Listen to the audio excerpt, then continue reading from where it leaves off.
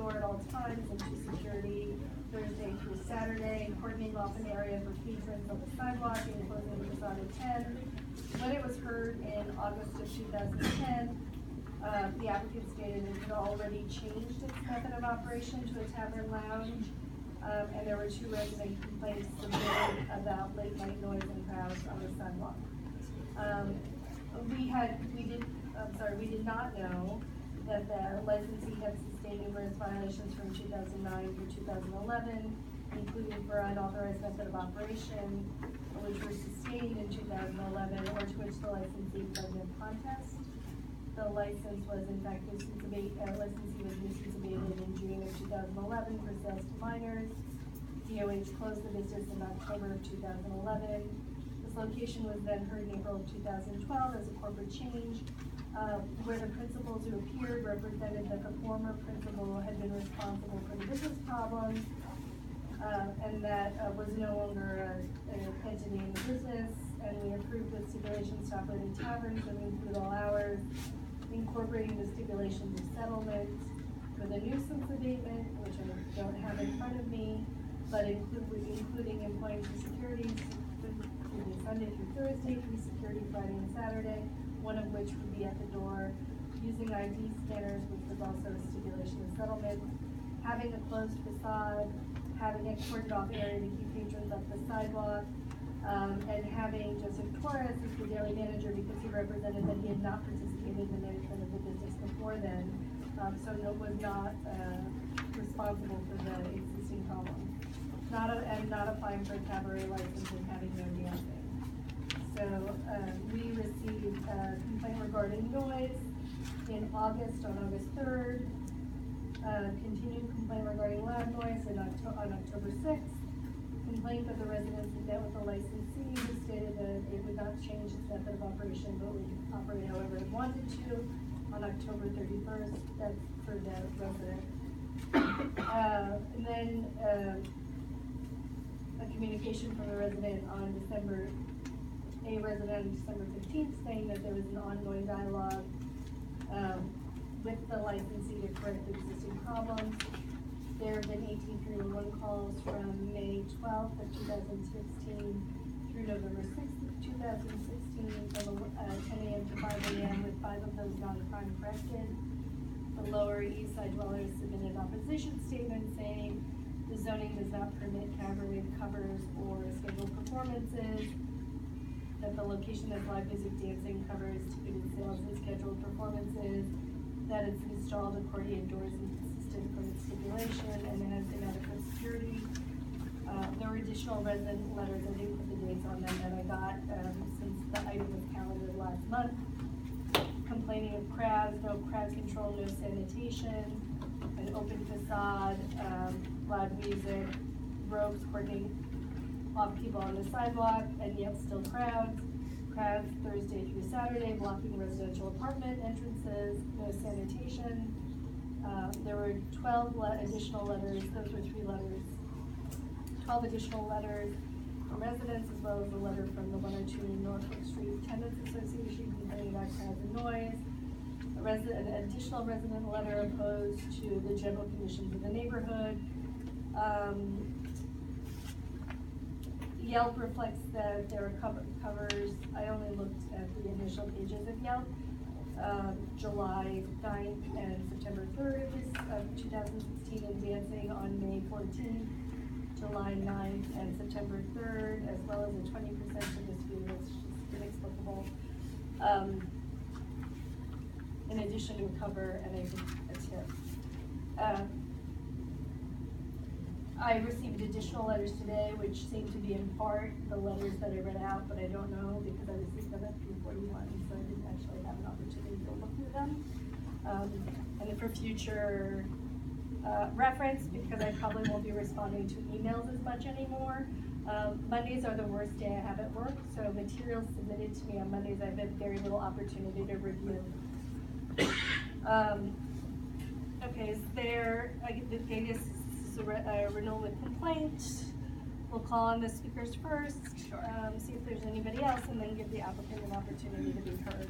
Sure. So there's 4 speakers that signed up to speak. You'll each get 2 minutes. I'll time you. Please try not to repeat anything that has been said already. So the 4 speakers are David Troutman. Is that Nathan? Natan. Yeah, Natan, sorry. Natan Wise, E.M. Boyd, and Carl Goldfarb. And then so Carl also has 8 signatures from that are also opposing. Yes. 7 of which are near the establishment. Yeah. So Yeah. I took 1 out. There's 8 signatures total, but 7 that are by the establishment. So if you guys want to speak in that order. I'll go first in. I'm David Troutman.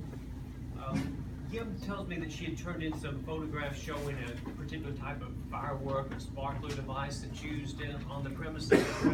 Kim? I'm going to read from the New York State website, Homeland Security and Emergency Services Fire Prevention and Control Sparkling Devices Information. A recent change in New York State penal law now allows for sale and use of specific category of consumer fireworks known as sparkler devices. Sparkler devices are ground-based or handheld devices that produce a shower of colored spark or colored flame, audible crackling, whistling noise, and smoke. The law limits the size and type of construction in sizes all the way down to 1 gram, which is pretty tiny, of pyrotechnic composition. Sale and use of sparkler devices will be legal only in counties and cities that have enacted the local law pursuant to Section 405 of the Penal Law of New York. When you scroll all the way down to the bottom of this PDF page, it reads, sale of sparkler devices by certified permanent and specialty retailers can only occur from June 1 to July 5 and December 26 to January 1. So that's specifically for the 4th of July holiday and the New Year's holiday.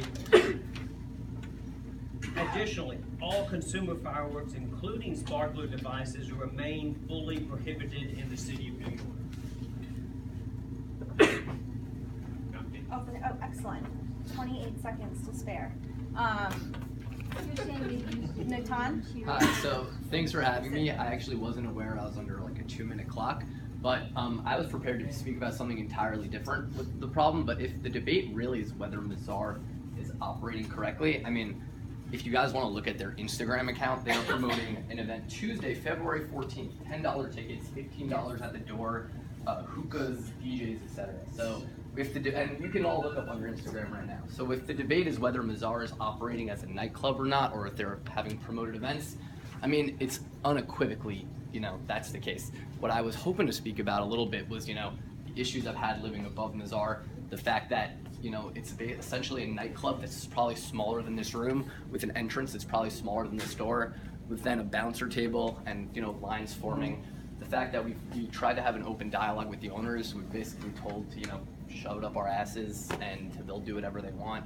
I have text messages with the owners essentially, and just in the month of December, I texted the owners to please be quiet at night on December 2nd, December 3rd, December 4th, December 7th, December 8th, 9th, 10th, 11th, 12th, 13th, 14th, 15th, 16th, 17th, 18th, 28th, 29th, 30th. I went away a little bit for the holidays.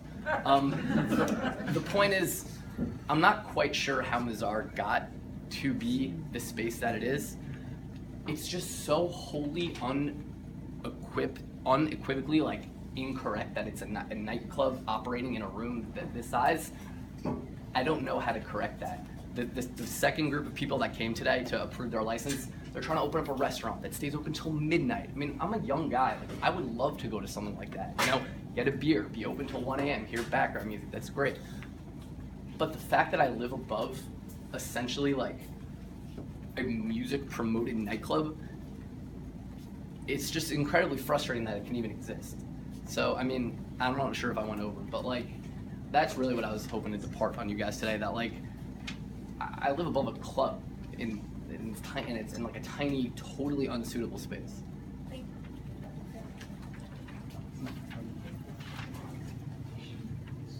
No, Sorry, I wasn't raising my hand. I was Oh, scratching. Oh.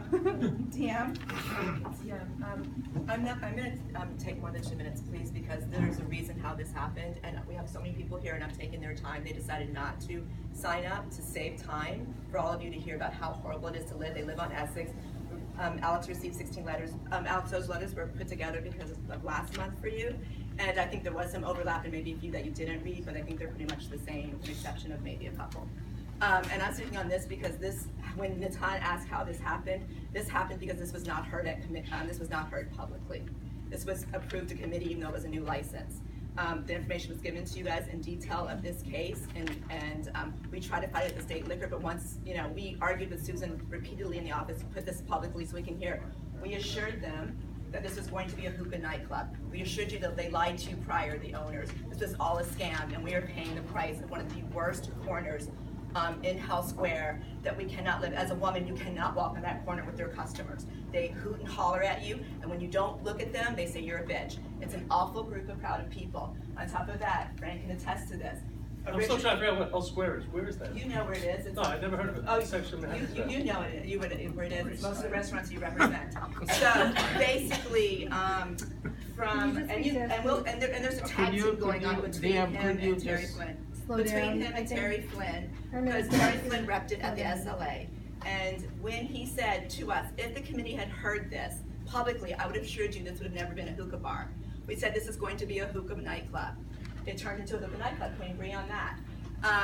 Frank then has now, I guess, is the representation of that license. I was told by both lawyers to let them know if there was a problem. I told Frank on a couple of occasions there was a problem. I told Terry there was a problem.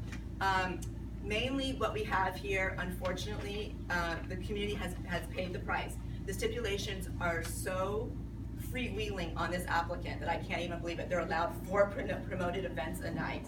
I don't even know how that happened. Even the state liquor authority was like, no, you're wrong. The community board would never allow that. And actually, it's what it says. And then I had to talk to Rosen, and Rosen goes, I'm unfortunately sorry, but the community board did agree to 4 promoted nights events. So that is what they signed. So literally, if you want to talk about a community that is being dumped on, we got dumped on.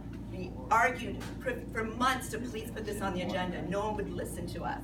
And this is what we got. And then on top of that, we have another issue. I spoke with the commanding officer, Hellman, about this issue. The state liquor authority knows that they're in violation. And we were basically told, essentially, they've hired our security guards. They're now using scanners.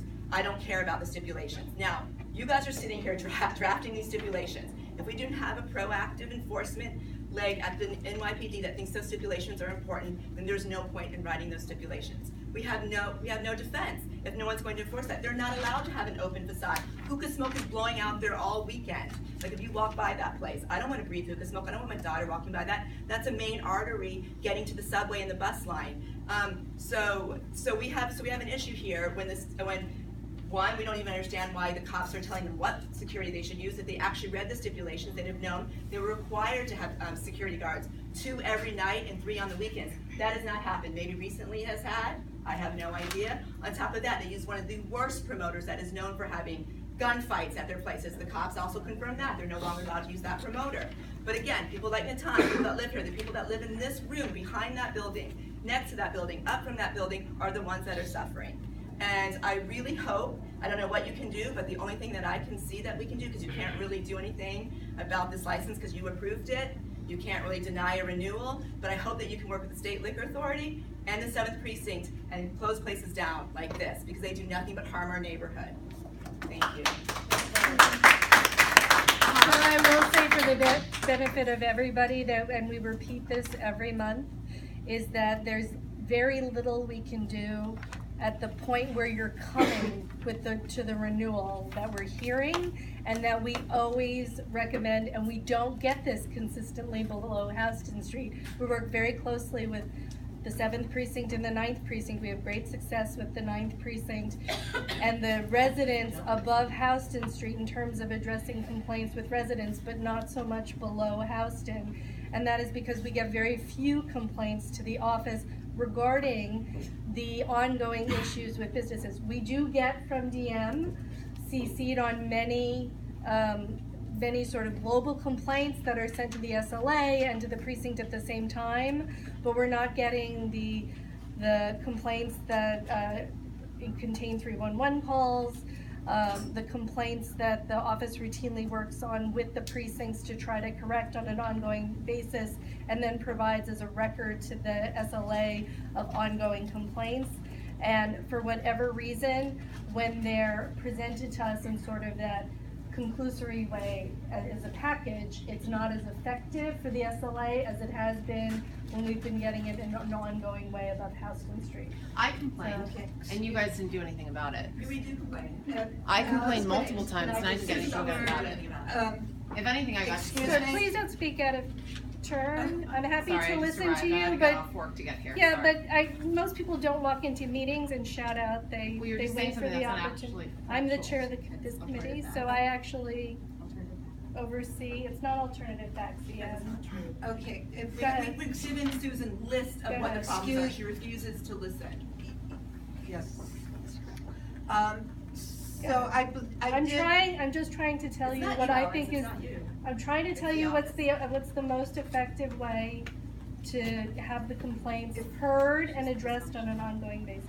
So going to this specific one, I did speak to the police about doing a decibel reading, because you do have to document stuff, and they did do a decibel Yeah. reading. So that's the most important thing. So They failed, excuse me. So they came. So they failed, they did fail. Yeah, like So, miserable. so actually, we have now documented a noise violation, which is what we need to do.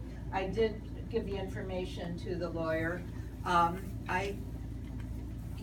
And we need to keep doing that, because that's what you complained to me about, basically, was the noise from the below, right? Yeah, thank you for setting it up, and if I can say, you guys have been really helpful, and I mean, speaking directly with Sharif has been helpful as well. Like, I don't know what the intentions of some people who come to these community meetings are, but I'm under no intention to shut any places down. Like, I'm into small businesses, like, this is a great city.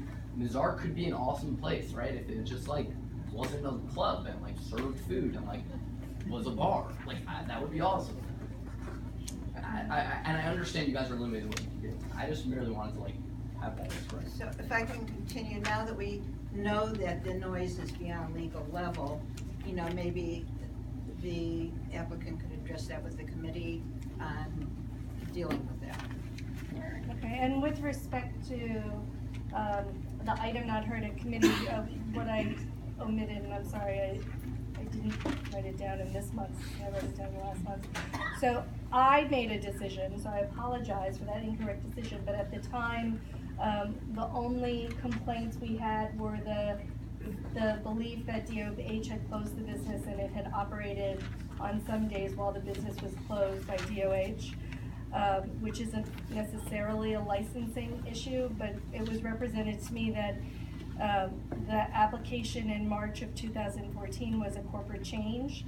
The stipulations were supposed to be consistent with what the stipulations had been in 2012, because anything heard as an administrative approval, and there seems to be misinformation, which I am sort of intuiting from emails that I received, that we're negotiating stipulations that aren't happening in a public forum. So if something is administratively approved, there are form stipulations on if it's a new license, there are form stipulations on the website that we ask the applicants to adhere to. There's no negotiation. It's what they are on the website. There's a policy that the community board has voted on that exists there. If it's a corporate change, it has to be the same stipulations as what existed before, and that appears to have been what we approved, although, and maybe you can speak to this, I don't have the actual stipulation in front of me, but the office looked into it. It appears that although the questionnaire said no promoted events, and the information to me said no promoted events consistent with the prior usage, somebody amended the stipulation that was submitted to the office, like wrote in no promoted event, or 4 promoted events per week, which then got transferred by the office staff into a typed motion consistent with what the stipulation was, which is how the promoted events 4 times per week came up. What? We said per night. It's per week in the motion. I see. The motion that was sent from the office to the SLA. So that wasn't something, and now because of instances like that, we have this form which, and you're not the catalyst, but you're one of the many. There was a specific catalyst for this. We have this form that says you can't alter stipulations. And I review every single administrative approval stipulation to ensure that there isn't any alteration of the stipulation by the applicants, because you can't have an agreement unless people are actually really agreeing to things and just not overlooking them. That being said, go ahead. Oh, we still have one more speaker. Do you want to wait or? Yes, I can wait. Okay. Before we hear from them, I want to talk. Carl? Yeah, just want to emphasize the same things that DM put about the problems at Mazaar as well, and the complaints. I also want to say that the people in opposition are people who are senior citizens and the people that are going to be deeply affected by this, who live around Mazaar, and the people out on the street and the people that they can't control is going to be affected. This is basically what the problem you've had before. This is why you have the problem now.